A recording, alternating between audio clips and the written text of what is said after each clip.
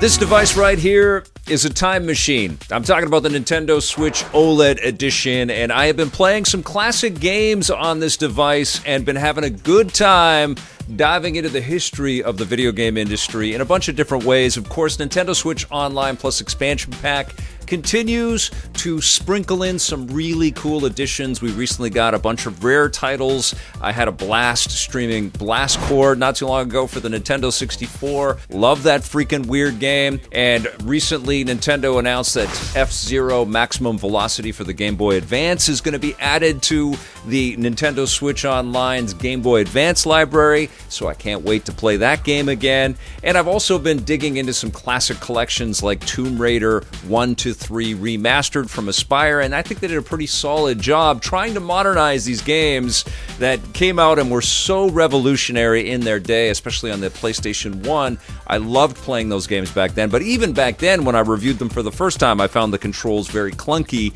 when I played them against something like Super Mario 64.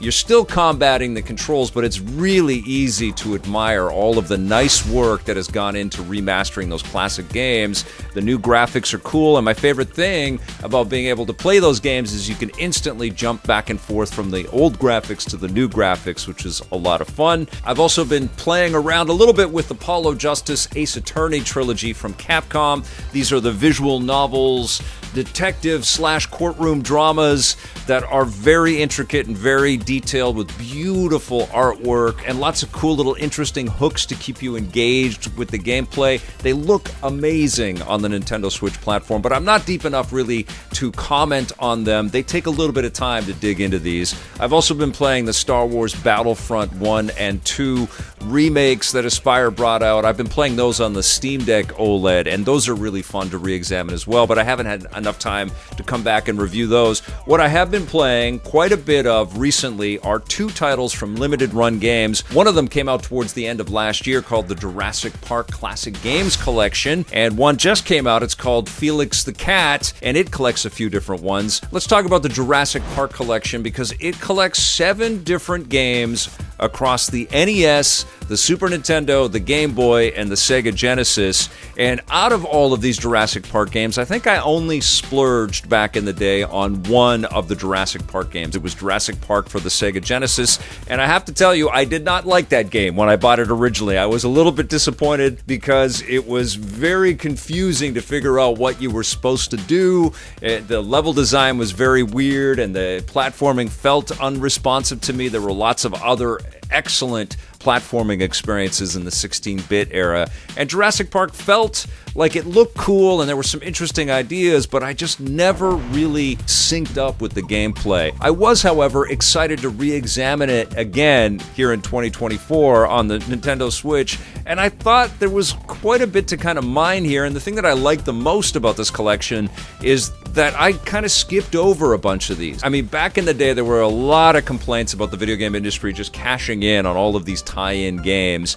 and these games kind of exemplify it. They're not the best of their respective genres. And in the case of the 8-bit game, the NES game, it's kind of a top-down shooter, but it didn't play because there were only a couple buttons on the NES controller like it should have played. It didn't play like Smash TV or something like that, so you had to point in the direction that you were shooting. It's a little bit clunky and a little bit cumbersome, but I dug the art style. I like the look of it. I also like what they did with the Super Nintendo Jurassic Park game, where you had the top-down kind of aesthetic going, and it was a lot more detailed, a lot more colorful, and the dinos looked kind of cool, but then you would enter into facilities and you'd go into this first-person mode, and that was cool, and I never saw that back in the day. I didn't pick it up for the Super Nintendo because I wasn't that big of a fan of the Jurassic Park game for the Genesis, so I wasn't going to keep investing in that direction. But I was pretty impressed by the ambition of the developers back in the day to include this first-person mode, even if today it's very clunky and it feels very, very dated. It's like running a crappy Doom clone on the Super Nintendo. But I thought, okay, that's cool. And then there's also this Rampage edition of the Jurassic Park game for the Genesis, which focuses a lot more attention on you being able to play as the dinosaurs. And the dinosaurs are a lot more aggressive, seems a lot more combat heavy. You're also shooting at humans that are shooting at you. It's just absolute chaos. But again, I like the visual fidelity and the kind of scale that they were playing with on 16-bit when I jumped back in to play it again today. I thought that was pretty damn cool. And then again, when you jump into the sequel to Jurassic Park for the Super Nintendo, it's called The Chaos Continues. It is a full-on action experience where you're just blasting at these dinosaurs with all kinds of different weaponry, and it actually is confusing. You get all of these different weapons right out of the gate. You've got, of course, a tranquilizer gun to kind of knock out the dinos, but they just disappear. But you've got machine guns and grenade launchers and shotguns, and you're just sort of tapping the shoulder buttons, going through all of these different devices, blasting away, trying to stay alive, because the one thing about the AI of the dinos in all of these games is it's full-on chaos. And I mean, it's called The Chaos Continues, but they're leaping and jumping and spitting and slashing from every freaking angle, and it's relentless in the Super Nintendo Chaos Continues game. It's infuriating. None of the controls in any of these games is that great, but it's infuriating, especially in Chaos Continues, because they're just coming at you from every damn direction. And this is one of those scrolling shooting games where you can go into the background, come back into the foreground, and jump in between stages. And there's a lot to see and a lot to shoot at, which is kind of fun. And then, of course, the human enemies get into the mix as well, and you're blasting at them with rocket launchers and shotguns and all kinds of stuff. It's just carnage. It's just like 16-bit carnage in every direction. So there is a visceral kind of fun with all of that, but it's sloppy and it's discombobulated, and you just don't really feel that beautiful progression that you would out of something like Metroid or something, I just felt a little weak sauce. But I was really kind of surprised by the quality of the Game Boy port of the Super Nintendo game. The Chaos Continues Jurassic Park game on the Game Boy actually played wonderfully. It's a straight up just jump and shoot kind of action adventure game. It's very cutesy. Everything has been sort of scrunched down for Game Boy proportions. You're still blasting away at dinosaurs. You can jump into the water, and you're collecting key cards to unlock the next stage. It's very by the numbers Game Boy action platformer gameplay, but I dug it. And there's also a port of the original NES Jurassic Park game for the Game Boy as well, and that one's just okay. It's got the same kind of control hiccups and issues. It just runs a little bit slower than the NES game. But you know what? In total, collecting all 7 of these games, which I mostly skipped over when they were originally released, is kind of a cool thing to me. And I don't know if there's going to be another way. Like, there's so much licensing involved in all of this, so I don't think these would just pop up on the Nintendo Switch Online store or anything like that. I think this is kind of the only way, unless you download and find all these ROMs on a weird site somewhere, this is kind of the only way you're going to have these kind of packaged for modern platforms. And this is available for everything, by the way. It's not just for the Switch. It's on PC and all the modern consoles, Xbox and PlayStation. And I thought it was kind of cool to dig through these games that I'd mostly ignored.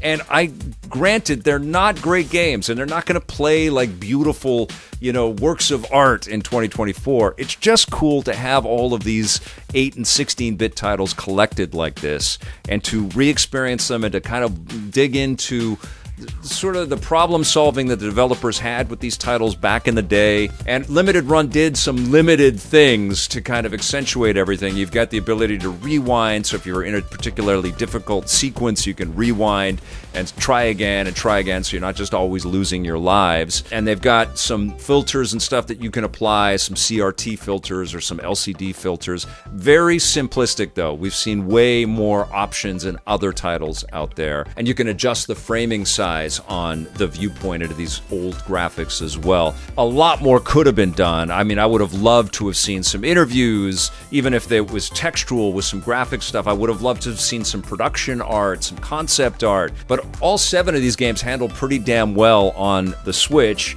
I didn't have any issues with the controls. I definitely have issues with the way that the controls were originally created and some of the disconnect on jumps and leaps and, struggles with the dinosaur AI. But I am impressed that it's all collected here. I just wanted more from the historical perspective. And we see amazing things being done by companies like Digital Eclipse with their Gold Master Series, where they're getting full-on documentaries and all of this archival content. Even the Cowabunga collection had all kinds of incredible ancillary artwork that boosts the value of what is collected there, and I really would have loved to have seen that. I know that would have been a difficult thing to work with DreamWorks and with Steven Spielberg and with all of the IP holders and rights holders to be able to collect more information for a collection like this, but that would have added unbelievable value to the Jurassic Park collection. I think it's pretty good, though. I think it's pretty damn cool to have all of these weird games from an era, these licensed titles, that none of them individually stand out as any kind of a masterpiece. And it's weird that my favorite one is the Chaos Continues Jurassic Park game for the Game Boy. But I think it's pretty fun that they're all included in a collection. I'm going to give that collection a 6.5 out of 10. And the other one that I've been playing is this Felix the Cat collection that I've been playing from Limited Run as well. And everything is being done through their Carbon Engine platform, which really tries to get down to the metal and true to the source as they possibly can as they're porting all of these classic games over. This collection is pretty slight in comparison to the 7 games you get with Jurassic Park. It's only the NES version of Felix the Cat, which I never played before, and there's a Game Boy port of virtually the same game, but of course elements are taken out and it's all monochrome in its color. And then there's the Famicom version of Felix the Cat, which plays pretty much identically, but it has Japanese titling and stuff like that. And it was never released in Japan, so that might be a weird anomaly for collectors out there, that they're able to jump into these Felix the Cat experiences. Now, I admittedly don't know much about Felix the Cat. I don't know any kind of a story that takes us into this. I don't have much context. I haven't watched the original series or anything like that. Apparently there was a movie that these games were loosely based around. You're saving a princess. You're saving a girlfriend that the professor, the bad guy in this game, has kidnapped. And it's very much in the Mario school of thought and planning. It's a game developed by Konami back in the day, or in partnership with Konami. I think Hudson actually was the key developer. But what I saw, especially on the NES game, was really astounding. There's some beautiful art in this title, which really impressed me, and it's very weird, it's very kooky.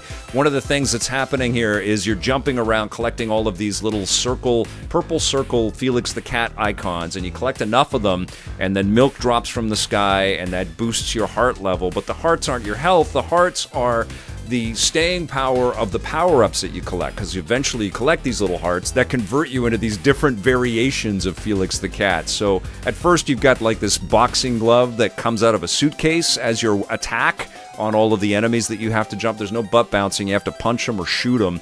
And then you will accentuate into this top hat wearing Felix the Cat that has like magic powers that evaporates everybody around them. Eventually, you're going to be inside of a tank that is actually shooting projectiles at the bad guys and exploding them and making them disappear that way. And then there are variations on the theme, so sometimes you've got some stuff that's up in the sky, and sometimes you've got stuff that's on water. You're actually riding a dolphin in the water for a little bit. And in the sky, you're accentuating each of your power-ups until you're eventually in a plane, and you're blasting at everybody with rockets and stuff. And that's kind of fun, and all the while you're just, avoiding projectiles, you're avoiding things that are being shot at you, you're avoiding connecting with any of the enemies, but you're using your innate abilities to take care of the bad guys. My favorite of all the power-ups was underwater. You get into this little cat-shaped submarine, and you're shooting like jellyfish torpedoes or something at the bad guys. And the boss fights are pretty negligible. They're not that impressive. They're cute looking. I mean, that's the thing. This is just a visual statement. There's a really cool look to everything in this game, and I was super impressed by that. I even like all the, there's little transitional cut sequence bits, and you'll see Felix holding his gut and laughing and stuff.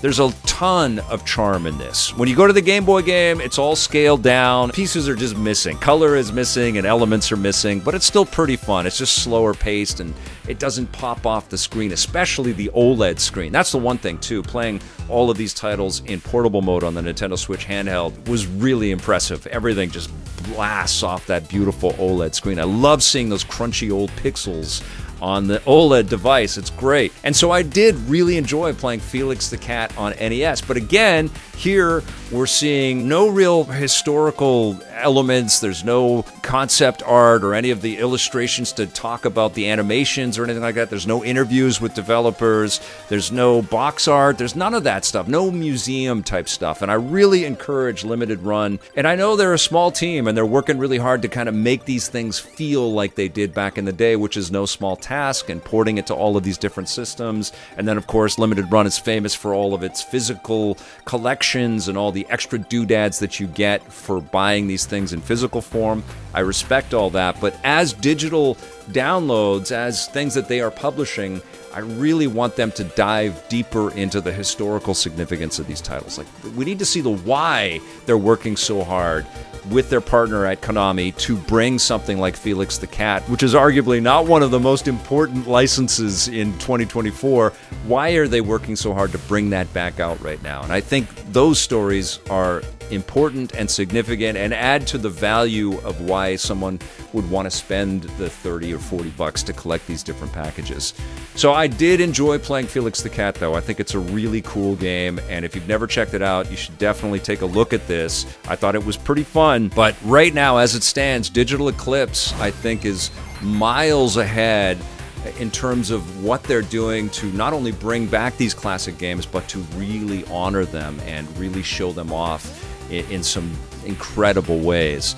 And hopefully Limited Run is looking at all that, and they're going to take a page from that playbook, and we'll get to some of these upcoming classic game collections with a lot more detail. Same with Aspire and anybody else that's working in this, classic space. Let's get some more stuff into these things. But I was impressed by Felix the Cat. It's definitely worth playing, especially for any diehards out there that remember the NES days very fondly. So I'm going to give this Felix the Cat collection a 7 out of 10. And let me know your thoughts on these collections and these classic games that are coming back for modern players today. Are you a fan of this stuff? Do you like these collections? Do you wish that there were more elements added in? Let me know in the comments below.